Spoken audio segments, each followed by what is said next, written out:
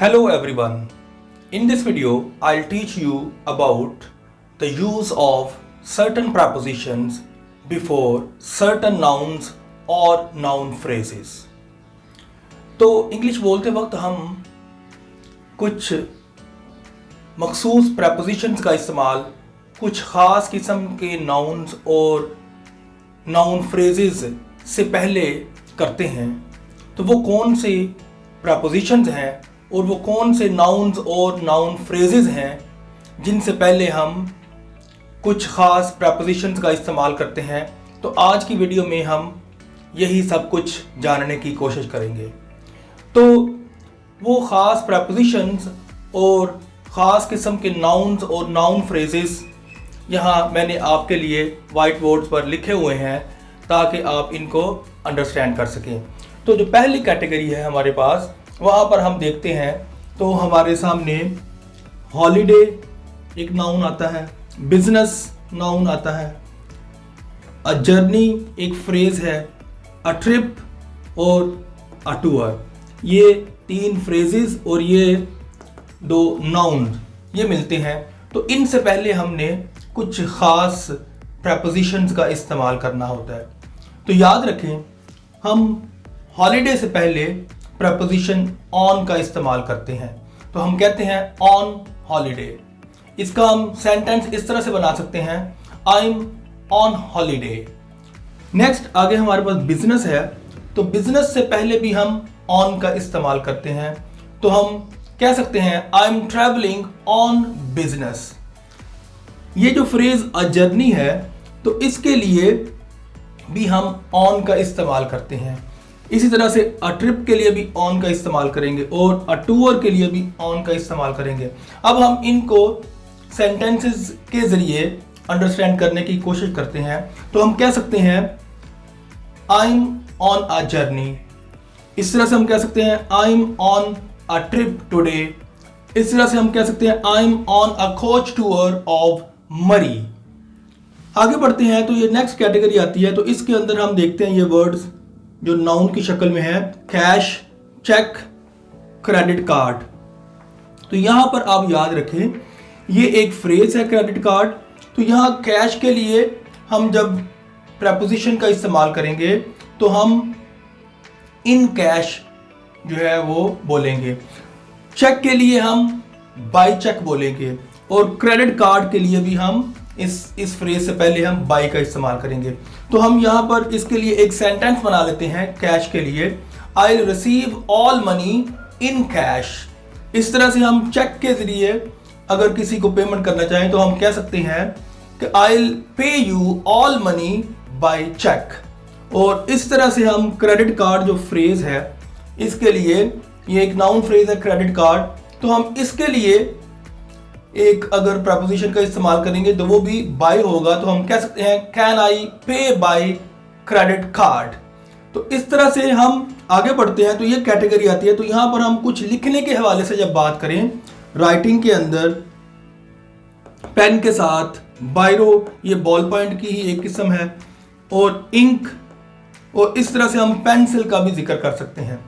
तो इनके साथ हम यहां पर इन सब के लिए इन का इस्तेमाल करते हैं कि हम कह सकते हैं sign me the agreement in writing. उस तरह से हम आगे बढ़ते हुए पेन या पेंसिल के लिए ये कह सकते हैं right the names in pen और इन पेंसिल. इसी तरह से हम बायरो के लिए भी यही कह सकते हैं राइट द एसे इन बायरो. इसी तरह से हम कह सकते हैं इन इंक, तो I need some writing from you in ink. तो इस तरह से हम ये भी इसके लिए एक सेंटेंस बना सकते हैं. तो ये इस कैटेगरी के अंदर हमने सब के साथ प्रपोजिशन इन का इस्तेमाल किया. आगे बढ़ते हुए इस कैटेगरी को देखते हैं, television, the radio, the internet. तो यहां पर हमने अब कौन सी एक प्रपोजिशन का इस्तेमाल करना है. तो याद रखें यहां पर हम जब टेलीविजन, रेडियो और इंटरनेट का जो इस्तेमाल करेंगे तो इनसे पहले हम हमेशा ही ऑन इस्तेमाल करते हैं. I am watching a programme on television. इस तरह से हम कह सकते हैं I am listening to the cricket commentary on the radio. इस तरह से हम कह सकते हैं I had a good chat with my friend on the internet. आगे बढ़ते हुए हम यहाँ पर एक और कैटेगरी देखते हैं, तो जिसमें हम सेल द मार्केट के वर्ड्स देखते हैं। तो यहाँ पर हम वंस अगेन अगर हम जो इस्तेमाल करेंगे तो वो डिफरेंट प्रपोजिशंस हैं। यहाँ पर हम फॉर का इस्तेमाल करेंगे और मार्केट के लिए हम ऑन का इस्तेमाल करेंगे। तो सेल के लिए हम कह सकते हैं this product is now for sale, और आगे बढ़ते हुए हम मार्केट के लिए कहेंगे this is the best product on the market. तो यहां पर आपने ऑन का इस्तेमाल जो है वो करना होता है मार्केट के साथ। आगे बढ़ते हुए हम यहां देखते हैं नेक्स्ट कैटेगरी के अंदर द होल और जनरल। तो द होल जो फ्रेज है इससे पहले हम ऑन का इस्तेमाल करते हैं।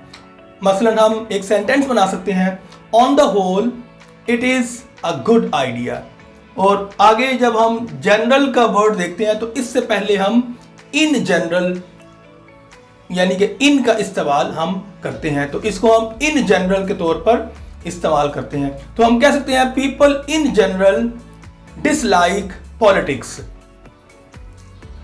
आगे बढ़ते हैं तो इस कैटेगरी में हम देखते हैं यहां पर एडवांस से पहले हम इन प्रपोजिशन इस्तेमाल करते हैं। टू डेट से पहले हम अप प्रपोजिशन इस्तेमाल करते हैं, और ऑफ डेट से पहले हम आउट प्रपोजिशन इस्तेमाल करते हैं। तो अब हम इनको भी कुछ सेंटेंसेस की शक्ल में सीखने की कोशिश करते हैं। तो हम कह सकते हैं I have paid you the money in advance, और आगे टू डेट के लिए कह सकते हैं the book is up to date, और या आउट ऑफ डेट के लिए हम इस तरह से कह सकते हैं कि my passport is out of date. इस तरह से हम कह सकते हैं my ID card is out of date. आगे बढ़ते हुए नेक्स्ट कैटेगरी में देखते हैं तो माई ओपिनियन, इससे पहले हमने इन प्रपोजिशन इस्तेमाल करनी है। इस तरह से हम माई पॉइंट ऑफ व्यू से पहले फ्रॉम प्रपोजिशन इस्तेमाल करते हैं। तो अब हम इनके भी कुछ सेंटेंसेस बना सकते हैं। हम कह सकते हैं in my opinion he is overall a good person, और आगे हम इसके लिए from my point of view के लिए एक सेंटेंस बना सकते हैं from my point of view we should not go to marry in this season. Next आगे बढ़ते हुए हम कह सकते हैं पर्पस। तो इससे पहले हम ऑन की प्रपोजिशन इस्तेमाल करते हैं ऑन पर्पस, और मिस्टेक जो है इससे पहले हम बाई की प्रपोजिशन इस्तेमाल करते हैं, बाई मिस्टेक बन जाएगा। चांस से पहले भी हम बाई का इस्तेमाल करते हैं, और इसी तरह से हम एक्सीडेंट से पहले भी बाई प्रपोजिशन का इस्तेमाल करते हैं। अब हम इनके भी सेंटेंसेस बना लेते हैं। तो हम कह सकते हैं I didn't do that on purpose, कि मैंने जानते बूझते हुए वो नहीं किया। फिर हम कह सकते हैं I did that by mistake, कि मैंने वो काम गलती से किया। अब चांस के लिए हम कह सकते हैं I met my friend by chance in the street. आगे हम एक्सीडेंट के लिए कह सकते हैं it was just by accident. तो इस तरह से हमने देखा कि ये कुछ खास नाउन्स या नाउन फ्रेजेस हैं जिनसे पहले हम कुछ सर्टन प्रपोजिशंस का इस्तेमाल करते हैं। तो मुझे उम्मीद है कि आप ये सर्टन प्रपोजिशंस और certain nouns and noun phrases को याद रखेंगे और इनकी एसोसिएशन का ख्याल करेंगे। तो until my next video, bye bye.